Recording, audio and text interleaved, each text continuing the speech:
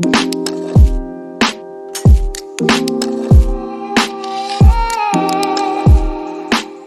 hello and welcome back to the channel everyone. I am back with another video, and in this one we're going to talk about UCL Fantasy, and I'm going to run you through my team for UCL round of 16 second leg. And yeah, I'm going to talk about how my team did in the first leg. As you can see, it is visible on the screen already. But before jumping in, please do subscribe to the channel if you haven't already and help me reach 800 subs sooner. That is the plan, that is the goal for this month. So you guys could help me reach that. So please help and please do support me by subscribing to the channel. So looking at my team, Karim Benzema got me 13 points and Victor Osimhen was the other one in forwards that got me 8. Now Haaland blanked and it was pretty awful game from him. It was just a 1-1 game from, Man City and Leipzig. Now we move on to the midfielders. You can see Kvaratskhelia got me 4 points. Unluckily, he missed a penalty, but if he had netted that in, it would have been a huge bonus for me as I gave the armband first to Kvaratskhelia. Now we move on to Koeman. He got me 11 points, was a big differential and also got the bonus.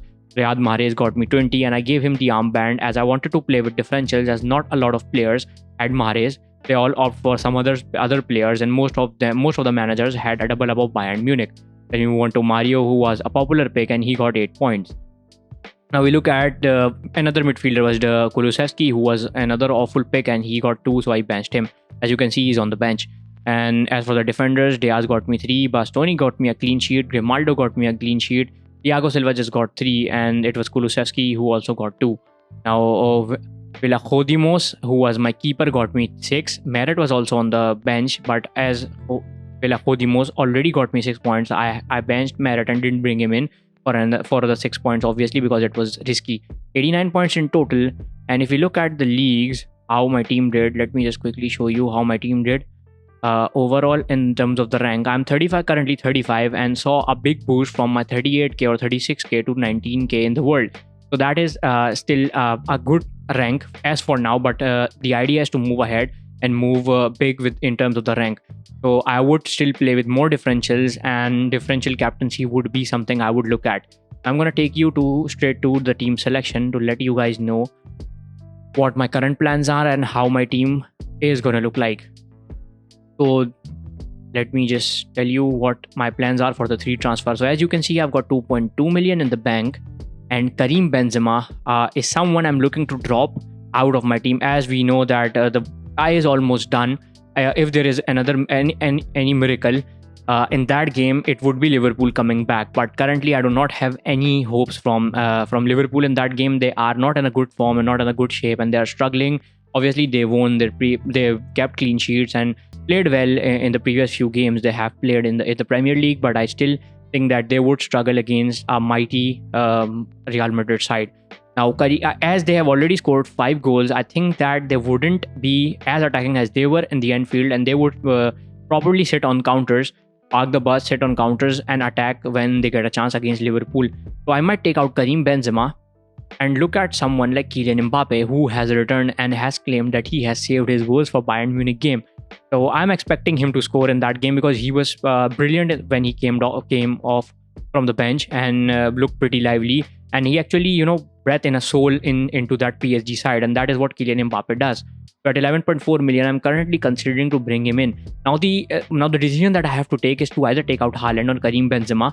But yeah, that is something I am really considering. So if I take out Kylian Mbappe, obviously the other transfer would be to take out Koeman and get Vinicius Jr. in, because I cannot go without any of the Real Madrid attackers, because obviously they link up pretty well, Vinicius Jr. and Karim Benzema. So just for the sake of a differential, I'd go for Kylian Mbappe, but I would still have to decide to either take out Haaland or Karim Benzema. So if it isn't obviously Karim Benzema, I'd take out Haaland and bring in Kylian Mbappe.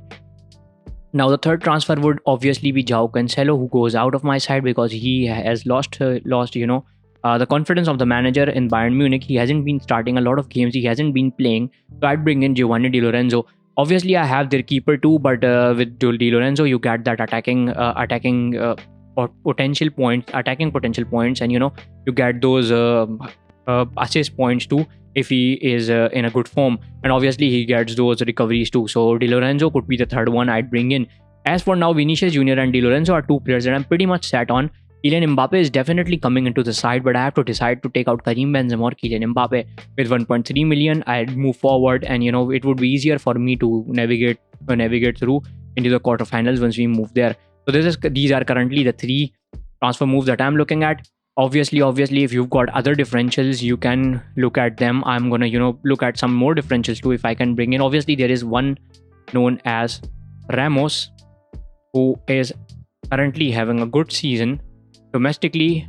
As soon as he came back from the injury, sorry, I spelled it wrong, and it's at 9 million. I would then still have 3.7 million in the bank. And obviously, Ramos is one of those guys who I think that Benfica is going to go ahead. And obviously, in the previous game, he got that penalty earned, 2 balls recovered versus Club Brugge, and they are the side likely to go in. So I wouldn't have to use another transfer when we move into the round of 6, when we move into the quarterfinals.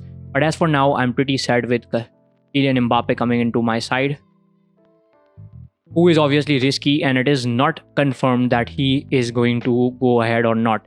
So these are the current 3 transfers that I'm looking at. Obviously, I'm going to talk about my captaincy on Twitter as I move the captaincy armband. There would still be a live stream before the deadline, before I lock in.